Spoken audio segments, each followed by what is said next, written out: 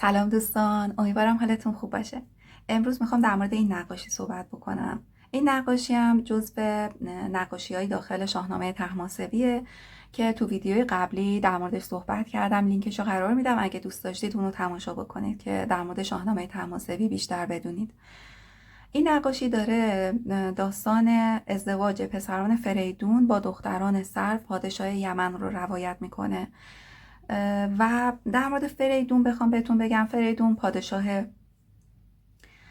یکی از پادشاهان داخل شاهنامه هست که بر ضحاک پیروز میشه و ضحاک رو در کوه دماوند زندانی میکنه و بعد از اون پادشاه کل جهان میشه و 3 پسر داره که برای پسراش دنبال همسر مناسب هستش و مشاورش رو میفرسته و مشاورش دختران سرو پادشاه یمن رو انتخاب میکنه. اینجا تو پرانتز بگم که این یمن کشور یمن نیست، در واقع یه منطقه‌ای توی استان شهرستان ملایر هستش که به نام یمن شناخته میشه و باقی مانده های خرابه کاخی اونجا هستش که احتمال میدن که برای مربوط به این پادشاه باشه. ولی پادشاه یمن سرو راضی به این ازدواج نیست و میخواد پسران فریدون رو آزمایش بکنه. ولی فریدون تمام این آزمایش ها و امتحانایی که پادشاه یمن میخواد از پسراش انجام بدن رو به پسراش یاد میده. تو این شعر اینجا آزمایش و امتحان پادشاه یمن رو داره میگه. بودند آن 3 دختر چو تابند ما، نشایست کردن بدیشان نگاه. از این 3 گرانمایه پرسید مه، که از این 3 ستاره کدام از که. بگفتند از آن گونه کآموختند، سبک چشم نیرنگ بردوختند. نشستند هر 3 بدان هم نشان، که گفتش فریدون به گردن کشان. میانه کدام است و کهتر کدام، بباید بدین گونه تان برد نام. بدانست شاه گرانمایه زود، که از آمیختن رنگ نایدش سود. چنین گفت کاری همین است زه، مهین را به مه داد و کهتر به که. بدانگه که پیوسته شد کارشان، به هم در شکستند بازارشان. 7 سروار پیش 3 نامور، رخانشان پر از رنگ شرم پدر. یعنی پادشاه یمن از پسران فریدون میپرسه کدوم دختر بزرگتر و کدوم کوچکتر هستن و فریدون هم قبلش یاد داده به پسراش که چطور جواب بدن. تو این تصویر میبینیم که 3 اسب داریم و مهترهایی که اسب‌ها رو نگه داشتن احتمالاً اسب‌های 3 پسر فریدون هستن که 3 پسر هم یکی در میان در بین دختران نشستن و این هم پادشاه یمن هست که با اطرافیانش و با سربازاش هستن.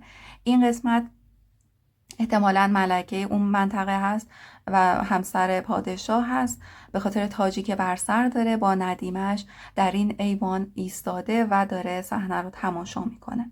این بخش هم فردی احتمالاً از قزلباش ها هست که فرد میانسالی هستش که در ورودی نشسته، شاید نگهبانی میکنه که کسی وارد سرای پادشاه نشه. تو معماری، تو نگارگری اگه دقت بکنید اصلا فضای پرسپکتیو تور و یا سایه روشن نداریم. مثلا اینجا باید زیر پای این افراد و اسب و این مهتر باید یک سایه می افتاد، ولی ما اصلا سایه نداریم تو نگارگری ایرانی. یعنی اصلا نگارگر نمیخواد که فضای واقعی و دنیای واقعی رو نشون بده، یک دنیای خیالی رو داره نشون میده. انگار که نقاش اومد یک دوربین اینجا کار گذاشته، یک دوربین اینجا، یک دوربین اینجا و یک دوربین هم اینجا تو این فضا و یک دوربین هم به بیرون از فضای این بنا و به ما اجازه میده از چند جنبه، از چند فضا این روایت و این داستان رو تماشا بکنیم. برای همین به نقاشی های ایرانی میگن مثلا حالت چند ساحتی هستن، یعنی از چند فضا شما میتونید نقاشی رو تماشا بکنید.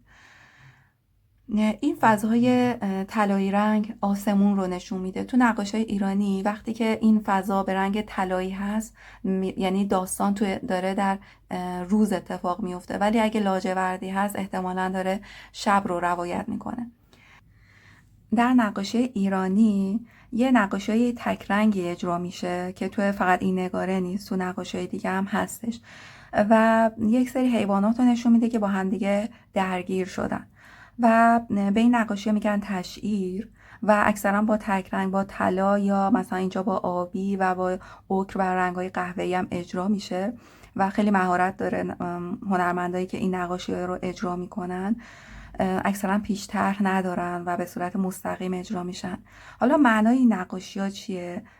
به نظر میرسه که توی این داستان همه چی خیلی شاد و فضای خیلی شاد و خوبی رو داره تصویر میکنه. اینجا نوازندگان دارن مینوازن و فضای شادی هستش، ولی یک درگیری داخل داستان هست. اون درگیری چیه؟ درگیری و نارضایتی سرشاه یمن از ازدواج دخترانش با پسران فریدون هست و نقاش اومده با این چنین تصاویری اون درگیری درونی داستان و قصه رو به این صورت نشون داده. به غیر از اون تصویر نگاه بکنید، خیلی جزئیات تذهیب و تزئینات خیلی زیبایی داره. یعنی تو هر بخش تصویر که دقت بکنید پر از جزئیات و پر از تزئینات هست. من میخوام در مورد این فضا براتون صحبت بکنم و این رو با نقاشی پروکرییت اجرا بکنم. و این فضا فقط مخصوص به این نگاره نیست، دریچه و پنجره‌ای هست که رو به باغ و بوستانی هستش و ما این رو توی نقاشی ایرانی خیلی میبینیم. ببینید این برای خسرو و شیرین هست این تصویر. اینم ضحاک ماردوش هست، اینم داستان شاهنامه هست و حتی تو نگاره های دیگه این تصویر رو میبینیم. حتی توی قدیمی‌تر، نگارهای قدیمی‌تر، این مربوط به شاهنامه دوره ایلخانی هست و باز هم ما این فضا و این پنجره به باغ و بوستان رو می‌بینیم. احتمال میدم که این ویژگی، این پنجره از نقاشی‌های چینی وارد نگارگری ایرانی شده باشه. ببینید فقط این تصویر فقط مخصوص به نقاشی ایرانی نیستش. من بخشایی از این تصویر رو کار کردم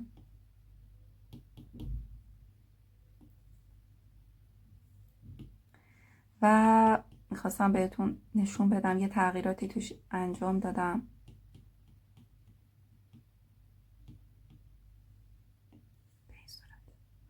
با من همراه باشید.